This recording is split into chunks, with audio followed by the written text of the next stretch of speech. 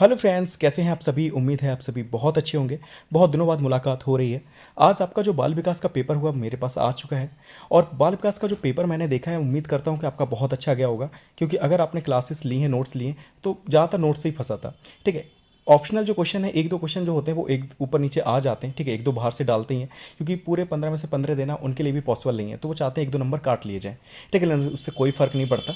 ठीक है, अगर आपके अबव 40 हो रहे हैं तो बहुत अच्छे मार्क्स हैं। ठीक है, तो चलिए स्टार्ट करते हैं। आपका पेपर मेरे पास आ चुका है। ठीक है, बाल विकास का। तो हम स्टार्ट करेंगे जो आपके ऑप्शनल क्वेश्चन आए हैं 15।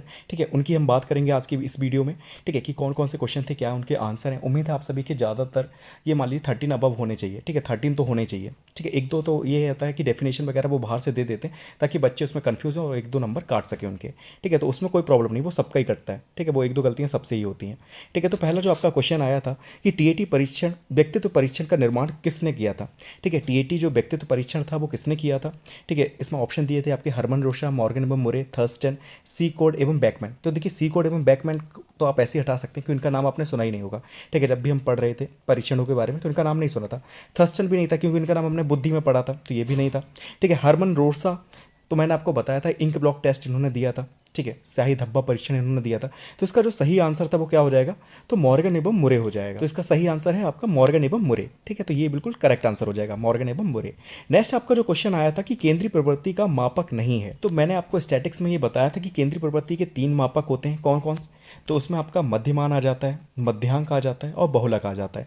यानी कि मीड, मीडियन, मोड जो है वो तीनों ही क्या है, केंद्रीय प्रवृत्ति के मापक हैं। ठीक है, लेकिन क्या नहीं है, तो प्रसार नहीं है। तो यहाँ पर सही आंसर जो है वो प्रसार हो जाएगा। ठीक है, प्रसार जो है इसका सही आंसर है। ठीक है, प्रसार जो है वो केंद्रीय मापक नहीं है। ठीक है, केंद्रीय प्रवृत्ति का मापक नहीं है। नेक्स्ट जो आपका क्वेश्चन था वो था कि संवेग का प्रकार नहीं है। देखिए, संवेग के हमने प्रकार पढ़े थे, कई व्यक्तियों ने अपने अपने अलग अलग संवेग के प्रकार बताए थे, तो हमने कई सारे संवेग के प्रकार पढ़ लिए थे। लेकिन तभी भी अगर हम किसी भी मनोविज्ञानी की बात कर लें तो कई प्रकार के संवेग के प्रकार बताए थे। मैकडूगल ने 14 बता दिए थे, लेकिन उन 14 में भी अगर हम बात कर लें तो एक संवेग का प्रकार इसमें से नहीं था। देखिए, प्रेम था आपका, क्रोध भी था, भय भी था, लेकिन क्या नहीं था, तो ध्यान नहीं था। ठीक है, ध्यान इसका सही आंसर हो जाएगा। ध्यान जो है वो संवेग का प्रकार नहीं है। ठीक है, इसका सही आंसर हो जाएगा ये। नेक्स्ट जो आपका क्वेश्चन था कि कोहलर ने अपने सीखने के सिद्धांत का प्रतिपादन किसके ऊपर प्रयोग करते हुए किया था। बनमानुस, कुत्ता, मनुष्य या बिल्ली। देखिए, मैंने आपको बताया था कि ये प्रयोग जो है किसके ऊपर किए गए हैं, उन जानवरों के नाम पूछ लिए जाते हैं। तो मैंने आपको बताया भी था कि जैसे थॉर्नडाइक थे आपके, ठीक है, उन्होंने किसके ऊपर किया था, बिल्ली के ऊपर किया था। ऐसे ही पावला थे, उन्होंने कुत्ते के ऊपर किया था। तो वैसे ही अगर हम बात करें कोहलर की, तो उन्होंने अपने सीखने का सिद्धांत, जो सूझ का सिद्धांत दिया था, उसका जो प्रतिपादन था वो बनमानुस के ऊपर किया था। और इसका नाम भी क्या था, सुल्तान नाम था इसका, आपको याद होगा। ठीक है, तो बनमानुस के ऊपर उन्होंने अपना प्रयोग किया था। नेक्स्ट क्वेश्चन था कि स्मृति का अंग नहीं है। देखिए, स्मृति के अंगों के बारे में हमने बात की थी। ठीक है, कई सारे हमने स्मृति के अंग पढ़े थे कि कौन कौन से अंग हैं। तो 4 जो महत्वपूर्ण अंग थे उसमें आपका सीखना आ जाता था पहले। ठीक है, कि किसी भी चीज़ को हम सीखते हैं, उसके बाद उसे धारण करते हैं, फिर हम पुनः स्मरण करते हैं, यानी कि दोबारा उसे सोचने की कोशिश करते हैं, याद करने की कोशिश करते हैं, और लास्ट में हम उसे पहचान लेते हैं कि हाँ, ये चीज़ हमने पढ़ी थी, ये चीज़ है वो। ठीक है, तो ये 4 अंग थे इसके। तो हम अब बात करें तो सीखना इसमें दिया गया है। ठीक है, धारण करना भी इसमें दिया गया है और पहचान इसमें दिया गया है। ठीक है, पुनः स्मरण इसमें नहीं दिया गया। ठीक है, तो वो भी एक इसका अंग है। तो कौन सा अंग इसमें नहीं होगा, तो इसका सही आंसर हो जाएगा आपका चिंतन।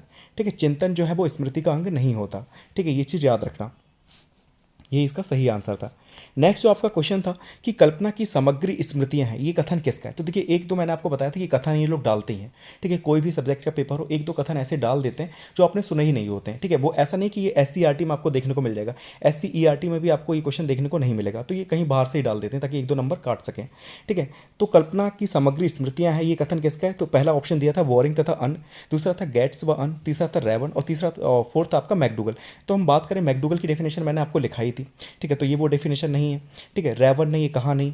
गेट्स व अन की डेफिनेशन भी मैंने आपको लिखाई है, तो वो आपकी अधिगम में देखने को मिलती हैं। ठीक है, कल्पना के बारे में कुछ नहीं कहा इन्होंने। तो सही आंसर इसका जो है वो बोरिंग एवं अन हो जाएगा। ठीक है, यही ऑप्शन ज़्यादा सही होने के चांस है।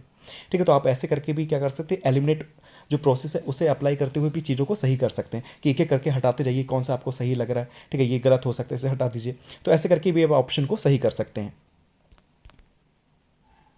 फिर जो आपका नेक्स्ट क्वेश्चन आया कि किसी परिस्थिति में प्राप्त ज्ञान परीक्षण का अन्य दूसरी परिस्थिति में उपयोग करना कहलाता है। किसी परिस्थिति में प्राप्त ज्ञान प्रशिक्षण का अन्य दूसरी परिस्थिति में उपयोग करना कहलाता है। ये क्या कहलाता है, मैंने आपको कई बार ये बताया था और ये टॉपिक बहुत अच्छे से मैंने आपको पढ़ाया भी था। ठीक है, नोट्स में भी आपको देखने को मिला होगा। ठीक है, देखिए सीखने का वक्र, ये तो बिल्कुल गलत हो जाएगा। सीखने का वक्र नहीं, वो तो प्रोसेस बताता है कि कैसी आपकी प्रोग्रेस हो रही है, आप ऊपर जा रहे हैं कि नीचे जा रहे हैं, प्रोग्रेस में बढ़ावा हो रहा है, ठीक है, या गिरावट उसमें देखने को मिल रही है, तो ये सीखने का वक्र दिखाता है। ठीक है, तो ये चीज़ तो है नहीं। ठीक है, सीखने की प्रेरणा, प्रेरणा से तो क्या है, ये तो प्रोग्रेस हो जाएगी। अगर आप प्रेरित हो रहे हैं तो प्रोग्रेस होगी, नहीं प्रेरित हो रहे हैं, निगेटिव जा रहे हैं तो डिप्रेस हो जाएंगे। ठीक है, गिर जाएगी, गिरावट हो जाएगी, तो ये चीज़ भी नहीं है। सीखने की रुचि से भी इसमें कोई मतलब नहीं है, तो इसका सही आंसर हो जाएगा सीखने का स्थानांतरण। ठीक है, मैंने आपको बताया था कि किसी एक परिस्थिति में आप कोई भी चीज़ सीखते हैं और उसका उपयोग किसी दूसरी परिस्थिति में करते हैं तो वो सीखने का स्थानांतरण कहलाता है। ठीक है, तो सीखने का स्थानांतरण जो है या अंतरण जो है, ये इसका सही आंसर हो जाएगा। नेक्स्ट जो क्वेश्चन इसमें पूछा गया कि बहुलक के लिए संकेताक्षर का उपयोग किया जाता है, मतलब किस संकेत का हम प्रयोग करते हैं बहुलक के लिए। तो देखिए ज़्यादातर हम लोग क्या करते हैं, मीन का याद रखते हैं। ठीक है, मीन का तो याद कर लेते हैं। ठीक है, लेकिन हम क्या है कि उसके बाद मोड है और जो मीडियन है, मीडियन का भी हमें याद रहता है कि एम से हम उसे डेनोट कर देते हैं। मीन का भी हमें याद रखता है कि एक्स बार से हम उसका क्या नाम डेनोट कर देते हैं मीन को। लेकिन क्या हमें बहुलक का याद नहीं रहता, तो बहुलक का जो संकेताक्षर होता है वो होता है जेड। ठीक है, हम जेड से क्या करते हैं, बहुलक को यानी कि मोड को संकेत के तरीके यूज़ करते हैं। ठीक है, एक तरीके से उसे डिनोट करते हैं जेड से, ये चीज़ याद रखना। ठीक है, तो ये इसका सही आंसर था। नेक्स्ट जो आपका क्वेश्चन था कि धारण का संबंध निम्न में से किससे है, रुचि से, ध्यान से, विकास से या स्मृति से। इससे पहले मैंने आपको ये डिस्कस किया ये चीज़ कि जो धारणा शब्द है वो स्मृति में आपको देखने को मिलेगा। ये स्मृति का एक अंग है कि हम चीज़ों को पहले सीखते हैं, उसके बाद उसे धारण करते हैं। ठीक है, फिर पुनः स्मरण करते हैं और लास्ट में उसकी पहचान करते हैं। तो उसका जो सही आंसर हो जाएगा वो स्मृति हो जाएगा। ठीक है, मेमोरी हो जाएगा कि हम चीज़ों को याद करते हैं, पहले सीखते हैं, उसके बाद उसे धारण करते हैं। तो जो धारण शब्द है उसका संबंध स्मृति से हो जाएगा। ठीक है, नेक्स्ट क्वेश्चन देख लेते हैं। नेक्स्ट आपका क्वेश्चन है कि निम्न में से गेस्टोल्ट सिद्धांत है। ठीक है, तो गेस्टोल्टवादी जो सिद्धांत मैंने आपको बताए थे कि गेस्टोल्टवादी सिद्धांत इसे कहते हैं, इस सिद्धांत को। ठीक है, ये किसने दिया था, गेस्टोल्टवादियों ने दिया था। कौन कौन सा सिद्धांत है, कैसा सिद्धांत है, तो सूझ का जो आपका सिद्धांत था, जिसे हम लोग अंतर्दृष्टि का सिद्धांत भी कहते हैं, ये गेस्टोल्टवादी सिद्धांत था। तो इसका जो सही आंसर हो जाएगा वो हो जाएगा अंतर्दृष्टि सिद्धांत। ठीक है, ये जो है आपका सूझ का सिद्धांत है, यह गेस्टोल्टवादी सिद्धांत है। ठीक है, नेक्स्ट आपका क्वेश्चन था कि प्रेरणा का तात्पर्य है सजीव प्रयास, यह कथन किसका है। ठीक है, ये कथन किसने दिया था कि जो प्रेरणा है, मोटिवेशन है, इसका मतलब होता है सजीव प्रयास। तो देखिए इसमें पहला जो ऑप्शन दिया गया है वो है गुड का। तो देखिए गुड की डेफिनेशन मैंने आपको लिखाई थी कि गुड महोदय ने क्या कहा था कि प्रेरणा किसी कार्य को जारी रखने, आरंभ करने और नियमित करने की प्रक्रिया है। ठीक है, तो गुड महोदय ने कहा था, तो ये ऑप्शन तो गलत हो जाएगा। फिर देखिए वुडवर्थ का भी मैंने आपको लिखाया था। वुडवर्थ ने कहा था कि अभिप्रेरणा व्यक्तियों की दशा का वह समूह है जो किसी निश्चित उद्देश्य की पूर्ति के लिए किसी निश्चित व्यवहार को स्पष्ट करती है। ठीक है, तो वुडवर्थ भी यहाँ पर गलत हो जाएगा। अब बच्चे दो, लावेल और एब्रिल। तो यहाँ पर जो सही आंसर हो जाएगा वो एब्रिल हो जाएगा। ठीक है, ये कथन जो था प्रेरणा का तात्पर्य है सजीव प्रयास, तो ये एब्रिल ने कहा था। ठीक है, नेक्स्ट क्वेश्चन है कि सामान्यीकरण का सिद्धांत के प्रतिपादक हैं थॉर्नडाइक, सी.एच. जड़, स्किनर व गेट्स एवं अन्य।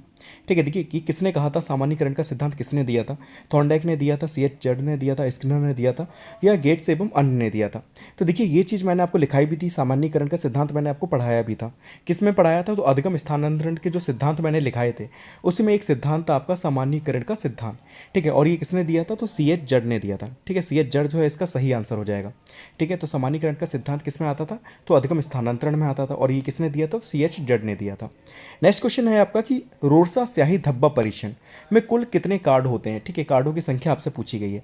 ठीक है, तो ये भी मैंने आपको अच्छे से पढ़ाया था, हरमन रोरसा ने दिया था रोरसा स्याही धब्बा परीक्षण, और इसमें कार्डों की संख्या जो है वो 10 होती है। ठीक है, कितनी होती है संख्या, तो 10 होती है। ये भी आसान सा क्वेश्चन था। नेक्स्ट जो आपका क्वेश्चन है कि व्यक्तित्व परीक्षण की आत्मनिष्ठ विधि है। तो व्यक्तित्व परीक्षण की आत्मनिष्ठ विधि पूछी है, मैंने आपको बताया था, लिखाया भी था ये चीज़ कि आत्मनिष्ठ विधि या वस्तुनिष्ठ विधि एक ही को कहते हैं। ठीक है, तो मैंने आपको वस्तुनिष्ठ विधि में भी आपको 4 ऑप्शन दिखाए थे कि कौन कौन सी वस्तुनिष्ठ विधि में आते हैं। ठीक है, तो उसमें अगर सही आंसर देखें व्यक्तित्व परीक्षण की जो आत्मनिष्ठ विधि है वो आपकी हो जाएगी जीवन इतिहास विधि। ठीक है, जीवन इतिहास विधि कह लें या व्यक्ति इतिहास विधि कह लें, कि किसी व्यक्ति का हम क्या करते हैं, उससे पूछताछ करते हैं, उसके इतिहास के बारे में जानने की कोशिश करते हैं कि उसका जन्म कैसे हुआ था, मतलब कैसा रहा, उसका बचपन कैसा रहा, ये सारी चीज़ें हम जानने की कोशिश करते हैं। तो ये कैसी विधि है, तो ये व्यक्तित्व परीक्षण की आत्मनिष्ठ विधि है। ठीक है, तो ये 4th ऑप्शन जो है बिल्कुल ठीक हो जाएगा। लास्ट जो आपका क्वेश्चन इसमें आया था वो था कि जो प्रेरक सीखे जाते हैं उसे क्या कहते हैं। तो देखिए प्रेरकों के बारे में पढ़ा था, कई प्रकार के प्रेरक होते हैं, जैसे जन्मजात भी प्रेरक थे, आपके मनोवैज्ञानिक प्रेरक थे, अर्जित प्रेरक थे। ठीक है, तो जो प्रेरक हम सीखते हैं, ठीक है, सीखने का मतलब है अर्जित करना। तो सीधा सा आंसर ऐसे ही मिल जा रहा है हमें कि अर्जित प्रेरक वो कहलाते हैं। ठीक है, जो प्रेरक सीखे जाते हैं वो अर्जित प्रेरक कहलाते हैं। तो देखिए जितने भी क्वेश्चन थे 1 नंबर वाले ऑप्शनल में सारे मैंने कर लिए, सारे हम लोगों ने डिस्कस कर लिए। तो आसान सा पेपर था, कोई ज़्यादा टफ नहीं था। देखिए 2 कथन दिए गए थे, वही सबको टफ पड़ रहे होंगे। ठीक है, और जो कथन दिए गए हैं वो सभी के लिए टफ है, ऐसा नहीं है आपके लिए। ठीक है, तो 2 नंबर तो सभी के जाए होंगे, तुक्का लग गया तो लग गया। ठीक है, 2 नंबर तो ऐसे ही चले गए। ठीक है, कथन तो होते हैं वो हमेशा बाहर से दिए जाते हैं। ठीक है, थोड़ा बच्चों को कंफ्यूज करने के लिए कि थोड़ा तो फंसे वो किसी में। ठीक है, नहीं तो 50 में 50 तो वो वैसे ही नहीं उन्हें देने। ठीक है, कुछ नंबर तो वो वैसे ही काट लेंगे। तो अगर आपके 13 भी आ रहे हैं तो बहुत अच्छे मार्क्स हैं। ठीक है, ऐसी तैयारी करते रहिए, पढ़ते रहिए। उम्मीद है आगे के पेपर जो हैं आपके आने वाले वो बहुत अच्छे होंगे। ठीक है, all the best. Thank you so much for watching this video.